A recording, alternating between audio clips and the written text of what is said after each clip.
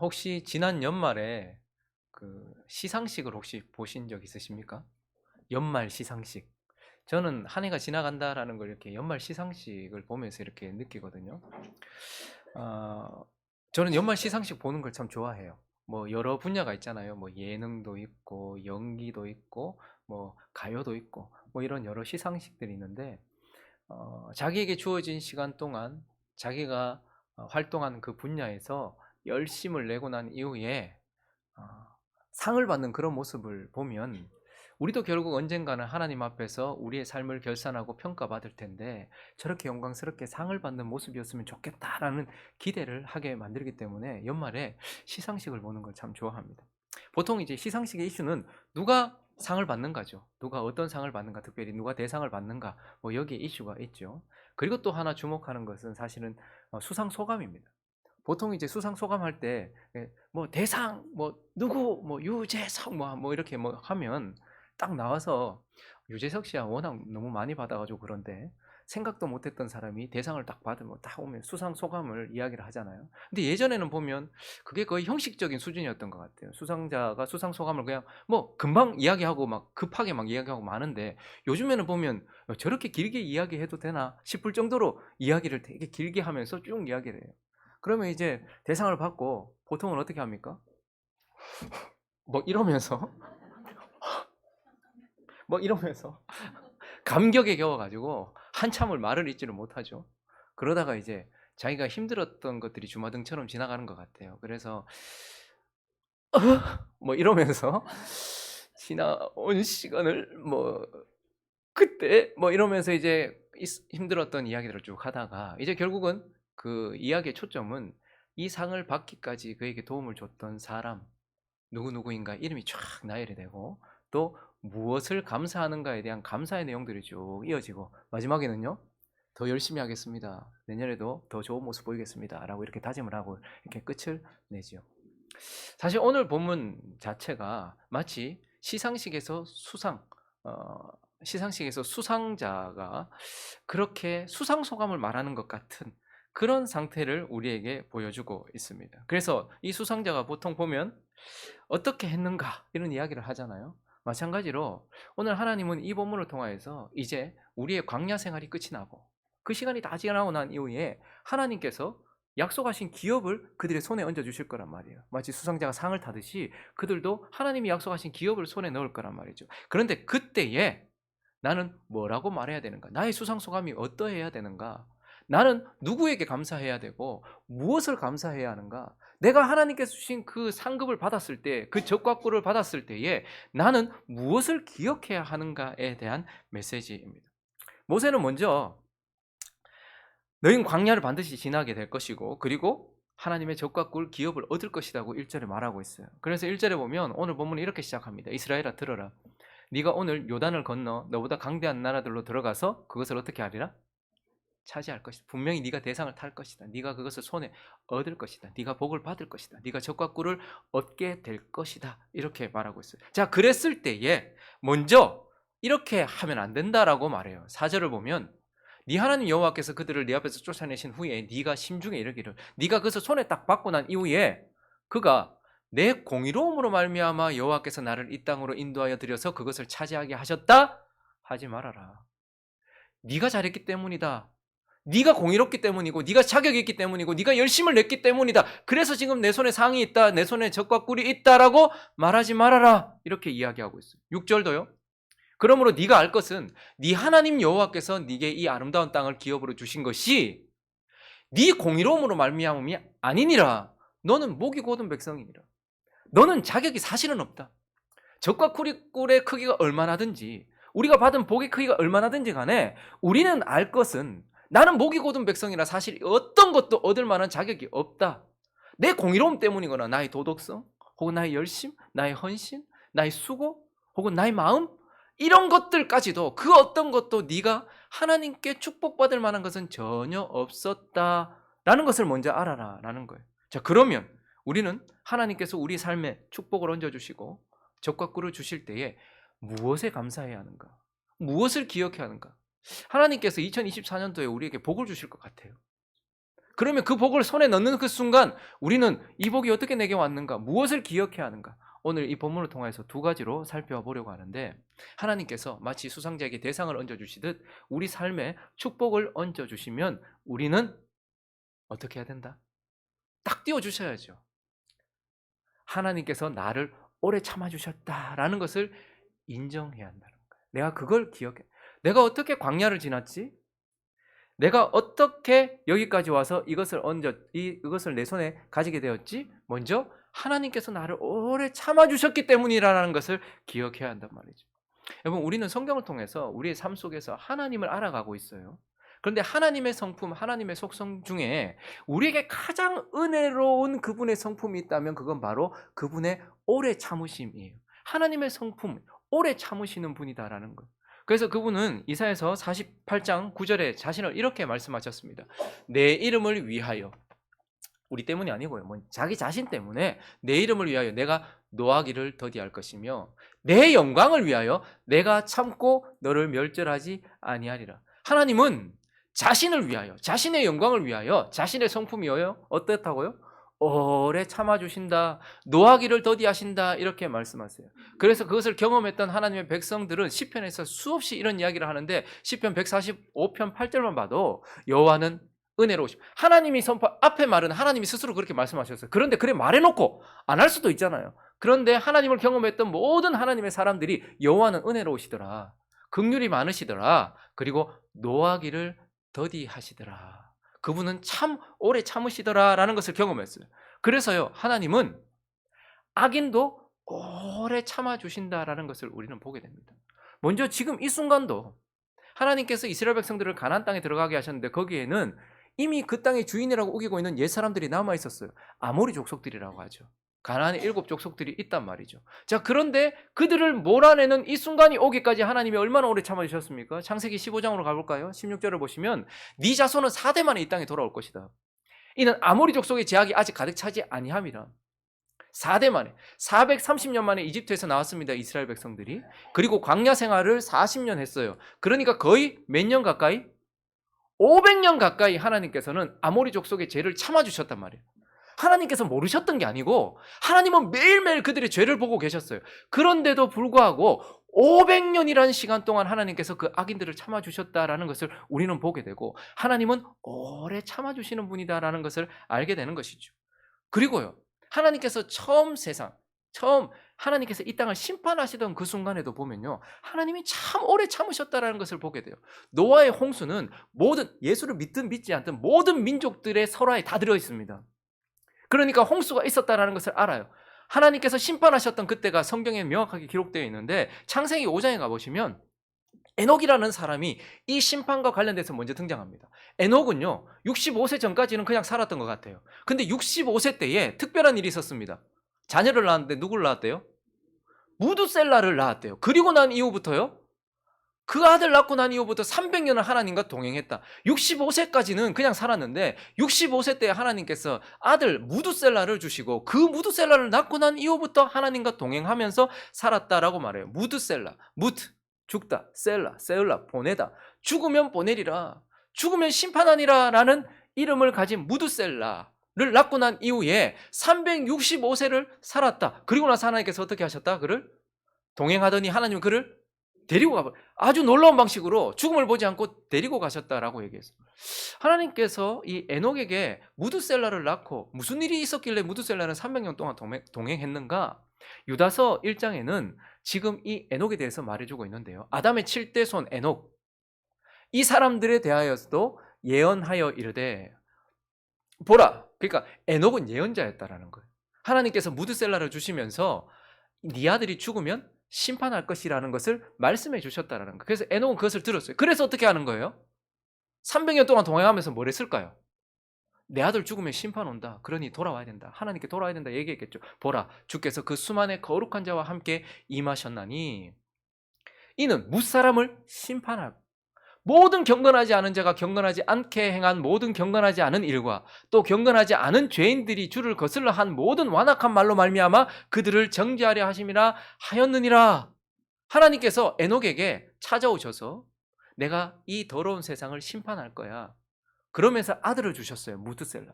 자, 이 아들의 이름은 죽으면 보내리라는 뜻을 가지고 있어. 자, 그래서 이 아들이 죽으면 내가 이 세상을 심판할 거야. 그래서 에녹이 이 말을 들었고 이것을 선포하고 다녔어요. 그리고 그 누구도 에녹의 말이 거짓이라고 말할 수 없는 증거로 하나님께서 에녹을 어떻게 하셨어요? 죽음 보지 않고 데리고 가셨단 말이에요. 그러니까 사람들은 신경을 쓸 수밖에 없어요. 야, 세상을 심판하신단다. 근데 그가 죽음도 보지 않고 하늘로 올라가는 그것을 보면서 어떻게 해요? 사람들은 그 심판의 메시지를 들었을 것 아닙니까? 자, 그런데 창세기 5장 25절에 보니까요. 이제 이 무드셀라가 삶을 살아가고 있습니다. 내가 죽으면 심판이 오잖아요. 그러니까 무드셀라는 심판의 시작점인 거예요. 심판을 알리는 자였단 말입니다. 자, 그런데 그 무드셀라가요. 몇 세 때? 몇 세 때? 187세 때 이제 그가 아들을 낳았대요. 라멕이라는 아들을 낳았대요. 187세 됐을 때에 라멕이라는 아들을 낳았다. 이렇게 말하고 있어요. 그리고 그 다음에 보니까 또 라멕은 182세에 아들을 낳았는데 그 아들의 이름이 뭐예요? 노아라는 사람. 그러니까 무드셀라가 187세 때에 자기 아들 라멕을 낳았어요. 그리고요. 이 라멕이 182세가 되던 때, 그러니까 무드셀라가 369세가 되던 때에 누가 태어나는 거예요? 노아가 태어났던 것이죠. 그래서 노아하면 우리는 뭐죠? 홍수, 심판을 보게 되는 거예요. 그런데 이 노아가 태어나고 노아가 몇 세 때에 심판이 옵니까? 가볼까요? 읽습니다. 시작. 자, 하나님께서 무드셀라가 죽으면 심판할 것이다 말씀하셨어요. 그런데 이 무드셀라가 187세 때에 라멕이라는 아들 낳았고 이 라멕이 182세 때, 그러니까 무드셀라가 369세가 되던 해에 누가 태어났어요? 노아가 태어났어요. 그리고 노아가 몇 세 되던 해에? 600세 되던 해. 그러면 무드셀라는 몇 세가 됩니까? 369세에서 600세가 지나니까요 969세가 되던 해에 뭐가 터졌다는 거예요? 하나님의 심판, 노아의 홍수가 터졌어요. 그래서 다시 5장 27절을 보시면 그는 몇 세를 살았대요? 969세를 살았다. 그러니까 하나님께서 세상을 심판하시겠다고 선포해놓고 그리고 아무도 무시할 수 없도록 에녹을 죽음을 보지 않고 데리고 가시면서 그 메시지에 집중하게 하셔놓고도 몇 년을 참으신 거예요? 960, 쉽게 말하면 1000년을 참아주신 거예요. 하나님이 이 세상을 심판하시기 전에도 1000년을 참아주셨어요. 오래 참아주셨다라는 것을 보게 돼요. 자, 그런데 오늘 본문을 통해서 우리는 하나님이 악인들만 오래 참으셨습니까? 아니에요. 이 하나님의 백성들도 오래 참으셨다라는 것을 보게 돼요. 그래서 오늘 7절을 보니까요. 너는 광야에서 내 하나님 여호와를 경노하게 하던 일을 잊지 말고 기억하라. 네가 애굽 땅에서 나오던 날, 그러니까 구원받은 그때부터, 우리로 말하면 예수 믿겠다고 하고 교회 다니기 시작하고 구원받아가지고 막 기뻐하던 그때부터 이곳에 이르기까지, 그러니까 지금 가나안 땅 들어가기까지 뭐 했어요? 늘 여호와를 거역하였다. 여러분, 지금 저게 남의 얘기입니까? 저와 여러분 얘기 아닙니까? 구원받고 난 이 순간부터 지금까지도 늘 여호와를, 이곳에 이르기까지, 오늘에 이르기까지, 2024년에 이르기까지, 이 장소에 이르기까지 우리는 늘 여호와를 거역했어요. 그러니까 우리가 여기까지 이어질 수 있었던 것이 우리가 잘했고 공의롭고 우리가 뭐 하나님께 뭐 드릴 만한 것이 있었던 것이 아니고 여기까지 이르는데 우리는 계속해서 거역했던 것밖에 없다라고 말하고 있어요. 자, 그런데요, 8절을 보니까 이제 구체적으로 얘기합니다. 네가 어떻게 했는지. 호렙산에서 너희가 여호와를 경외, 너 기억하냐? 내하고 결혼식 했던 그날, 그 첫날 밤에 네가 다른 배우자와 간음을 했던 거 기억하냐? 호렙산에서 하나님과 언약을 맺고, 그래서 하나님께서 그들에게 십계명을 주던 그때에 그 하나님의 전 앞에서, 그 하나님 앞에서 마치 지금 신혼부부가 결혼을 하고 결혼식을 올리고 난 이후에 그 이후에 곧바로 간음을 한 것과 같이 이스라엘 백성들이 하나님을 버려두고 금송아지 만들어 놓고 하나님을 경노했다. 그래서 하나님께서 어떻게 하려고 하셨어요? 너희를 멸하려 하셨다. 여러분 같으면 저렇게 안 하겠습니까? 오늘 결혼식 올리고 지금 이제 첫날 밤 보내려고 하는데 신부가 방에 없어. 보니까 옆방 잡아놓고 딴 사람하고 있어. 그럼 어떻게 해요? 즐거운 시간 보내세요 이러겠어요? 아니면 가서 막 깔치 뜯고 막 난리를 치겠어요? 하나님 멸하려고 하셨다고. 근데 어떻게 하셨대요? 그런데 멸하지 않고 어떻게 하셨다? 참아주셨다라고 얘기해요. 하나님께서 그때도 참으셨다라고 얘기해요. 22절로 가볼까요? 너희가 다베라는 어디 뭡니까? 여러분 지금 기억을 못해서 그렇지 다베라는요 이스라엘 백성들이 하나님 원망했던 곳이에요. 막 하나님 앞에 원망, 우리도 막 쉽게 원망하잖아요.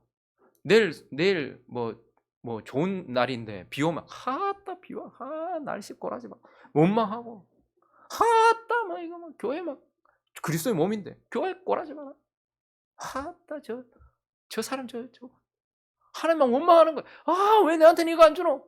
그래서 하나님께서 너무너무 화가 나셨는데 다 살라버렸으면 좋았을 것을 진 끝을 불살랐어요. 정신 차리라고. 진 끝에만. 그랬을 때에도 하나님께서 다 태우지 않고 어떻게 해요? 진 끝만 딱 불살라가지고 정신 차리게 하시고 그때도 하나님 어떻게 하셨다? 참으셨다 이렇게. 마사는요. 물 없다고 또 하나님 앞에 이번에는 또 모세 막 돌로 쳐 죽이려고 하고 우리 죽이려고 하냐고. 물 없다고 막 원망했던 때. 그런데 그때도 하나님께서 어떻게 하셨죠? 반석에서 물을 내주시면서 또 참아주셨어요. 기브롯 핫다아와 저기는요.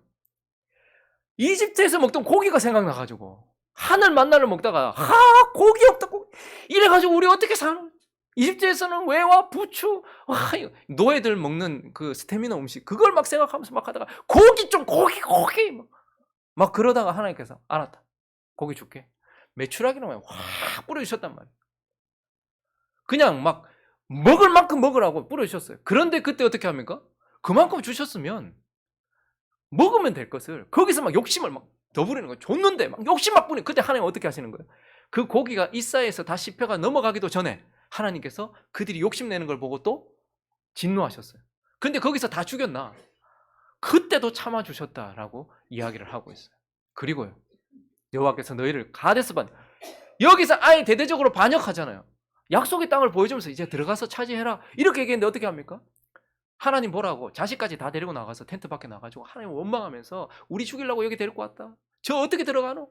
아낙 자손도 있고 계속해서 원망하고 불평하고 하나님께 반역하고 우리 못 간다 돌아가자. 모세 죽이고 우리 단 사람 세워가지고 다시 이집트로 돌아가자. 막 그렇게 했단 말이에요. 그래서 떠나게 하실 때 이르기를 너희는 올라가서 내가 너희에게 준 땅을 차지하라 하시되 너희가 너희 하나님 여호와의 명령을 거역하여 믿지 아니하고 그 말씀을 듣지 아니하였나니 내가 너희를 알던 날부터 너희가 항상 여호와를 거역하여 왔느니라. 지금 하나님 무슨 얘기를 하고 있는 거예요?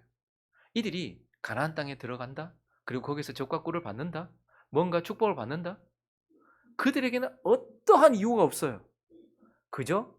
그런 그들을 알던 그때부터 끝까지 오래 참아주신 하나님의 오래 참으심의 결과가 사실은 네 손에 축복을 가져다 준 것이다. 지금도 마찬가지잖아요. 우리 필요할 때만 하나님께 기도하고 힘들면 하나님 찾다가 조금 괜찮으면 하나님과 멀어지고 삶의 매 순간마다 하나님 거역하는 걸로만 가득한 우리의 마사, 우리의 다베라, 우리의 기브롯 핫다와 우리의 가데스 바네아, 우리의 호렙산 모든 과거를 다 돌아보십시오. 거기에 하나님을 향한 순종이나 하나님이 기뻐하실 만한 무엇인가 있었는가? 그런데도 불구하고 그 모든 것들을 지나서 지금 우리가 여기 와 있고 그래도 지금 이만큼 살고 있고 지금 또 하나님께서 뭔가를 우리 손에 붙여주신다면 그건 다 나의 공의로움이 아니라 하나님의 오래 참으심에 있었다라고 우리에게 그걸 기억해라 라고 말하는 거예요. 많은 사람들이 아브라함이 이삭을 안았을 때에 아브라함의 믿음 때문이라고 말해요. 75세 그 나이에 하나님께 부름을 받아서 아들을 얻을 것이라 약속을 받았는데 그가 25년이나 인내하고 하나님을 믿었기 때문에 100세에 하나님의 응답인 그 이삭이라는 적과 꿀 그것을 얻었다 이렇게 생각해요. 근데 그거 진짜 그렇습니까?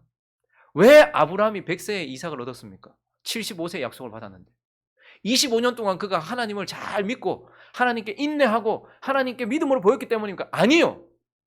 왜 100세에 받았는가? 아브라함이 하나님을 믿지 못했거든요. 그러니까 어디 가가지고 자기 기업을 같이 이어받아야 될 사라를 자기 누이라고 속이고 이집트에 가서도 그랬고 또 아비멜렉 앞에서도 그러고 그러니까 믿음이 없는 거예요.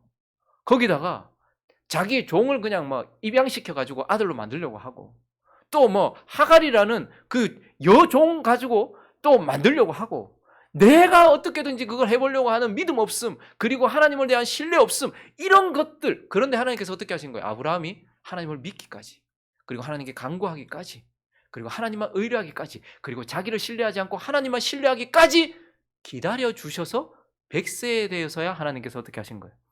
아들을 안게 하신 거예요. 그러니까 이삭이라는 젖과 꿀, 그 축복은 아브라함의 어떠함에 있었던 것이 아니고 아브라함을 오래 참아주신 하나님의 오래 참으심 때문이었고, 이스라엘 백성들이 광야를 지나 그것을 끝내고 결국은 가나안 땅을 들어가고 뭔가 축복을 얻게 된다면 그것은 하나님이 우리를 오래 참아주신 결과다라고 우리에게 말씀하고 있는 것입니다.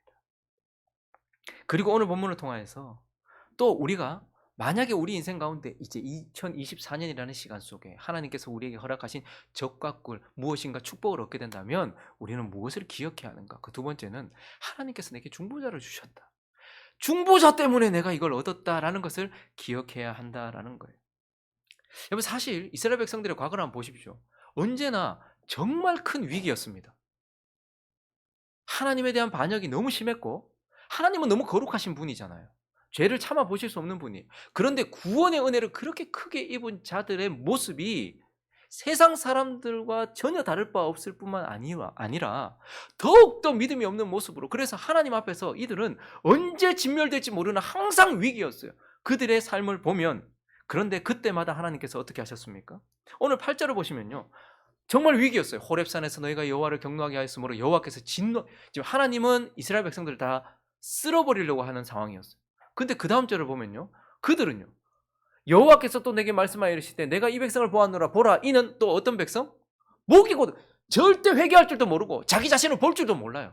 그러니까 하나님은 이스라엘 백성들을 멸절시키려고 진노하고 계시지. 근데 이스라엘 백성들은 그 하나님 앞에 빌거나 자기 자신을 보면서 뭔가 고치려고 하지 않고 꼿꼿하게 다 내 때문이다, 내다 목이 곧은 백성. 그러니까 이 두 하나님과 하나님의 백성이 함께 갈 수 있는 그러한 어떠한 가능성도 사실은 없었어요. 그런데 하나님께서는 진노하시는 하나님의 진노, 그 하나님과 그리고 목이 곧은 하나님의 백성 사이에 누구를 두신 거예요? 중보자 모세를 두셨던 것입니다. 그래서 모세가 어떻게 합니까? 19절에 보니까 여호와께서 심히 분노했다. 내가 너무 무서웠다. 너희 멸하려고 하실 정도로 하나님이 그렇게 했다. 그래서 내가 두려웠을 때 내가 어떻게 했다? 여호와께서 그때도 내 말을 하나님께 제발 이 백성 멸절시키지 말아 주십시오. 이스라엘 백성들은 몰랐어요. 하나님께서 이만큼 진노하셔서 자기들이 지금 멸절 위기에 있는지도 몰랐어요. 근데 모세가 어떻게 합니까? 하나님, 그러시면 안 됩니다. 제발 이들을 용서해 주십시오라고 그 사이에서 그들을 위하여 중보했어요. 거기다가요, 여호와께서 또 아론, 금송아지 만든 장본인이 누굽니까? 하나님이 세우신 대제사장이었어요. 그래서 하나님 아론과 아론 집안 싹, 근데 그를 멸하려 하셨을 때 그때도 어떻게 해요? 하나님, 아론은 하나님과 하나님의 백성들이 함께 할 수 있도록 연결시켜주는 대제사장이고, 대제사장 없이 어찌 하나님을 섬기며 그의 자손들이 이어지지 않는다면 어찌 우리가 하나님께 나갈 수 있습니까? 그러니 아론을 용서해 주십시오라고 그렇게 중보했던 것, 거기에 대하여 말하고 있습니다. 그리고 25절 보니까 그때에 여호와께서 너희를 멸하겠다. 지금 여기 보면 과거 하나님께서 얼마나 몇 번이나 우리를 때리려고 얼마나 했는데 그때마다 내가 여전히 40주 40야를 여호와 앞에 엎드려서 뭐 했다? 중보했다, 기도했다, 너희를 위하여서 그 사이에서 화해시켰다라고 이렇게 말씀하고 있는 것입니다. 그러니까 지금 그들이 죄 지은 것밖에 없는데, 여기까지 왔고 죄 지은 것밖에 없는데 하나님의 축복을 손에 얻는다? 그건 딱 하나다. 멸절될 위기 때마다 중보자의 중보가 있었다라고 말하고 있는 거예요. 그래서 모세가 어떤 중보자인지 오늘 본문은 14절에 이렇게 얘기합니다. 나를 막지 말라. 내가 그들을 멸하여 그들의 이름을 천에서 없애보고 너를 그들보다 강대한 나라가 되게 하겠다. 내가 너로 다시 시작할게. 내 아브라함부터 시작 안 한다 이제. 모세 너로 시작하자. 얼마나 영광스럽습니까? 모세 입장에서도 봐요. 백성들이 뭐 모세한테 잘했습니까? 그 광약교회 성도들이 그 광약교회 목회자였던 모세한테 잘했습니까? 뻑하면 뭐 돌던지가 죽이려고 하고, 뻑하면 불평하고 불만하고 이랬어요. 그런데 지금 하나님께서 야, 얘들 싹 쓸어버리고 니로 시작하자. 새로운 나라 만들어보자. 저 같으면 앞에서는 말하면 아멘 이랬을지도 모르겠어요. 그럴까요? 근데 모세는 뭐라고 말합니까? 안 된다고 말해요. 그러니까 자기보다 하나님의 백성을 더 사랑하는 중보자였습니다. 자기보다 하나님의 백성을 더 사랑하는 중보자. 그리고 26절부터 보시면 그가 또 절대 멸절시키면 안 됩니다. 왜냐하면 하나님의 백성이기 때문입니다 라고 말하면서 그렇게 하면 어떻게 되냐. 여호와께 간구하여 이르되 주 여호와여 주께서 큰 위엄으로 속량하시고 강한 손으로 애굽에서 전 세계가 다 봤습니다. 온 열방이 여호와라는 신에게 이슈 지금 전부 주목하고 있습니다. 주의 백성 곧 주의 기업 멸하면 어떻게 되겠습니까? 27절에 주의 종 아브라함과 이삭과 야곱을 생각하사 이 백성의 완악한가 그 악을 보지 마십시오. 그랬다가는 나중에 어떻게 되겠습니까? 주께서 우리를 인도하여 내신 그 땅 백성이 말하기를 여호와께서 그들에게 허락하신 땅으로 그들을 인도하여 드릴 만한 능력 없고 그리고 사랑한 거 아니다. 잠깐 그냥 그랬던 미워하기도 하고 죽이려고 인도하셨다.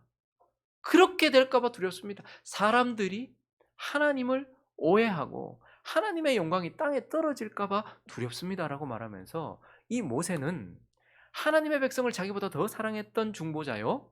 하나님의 영광을 최고 우선으로 올려놓았던 중보자였던 겁니다. 그러나 무엇보다도 중요한 것은 18절을 보십시오. 여러분 이거 그냥 넘어가잖아요. 여러분들이 자녀를 위해서도 이렇게 하겠습니까? 그리고 내가 전과 같이 그 이전에도 뭐 40일 금식을 했어요. 근데 또 전과 같이 40주 40야를 여호와 앞에 엎드려서 뭐 했다?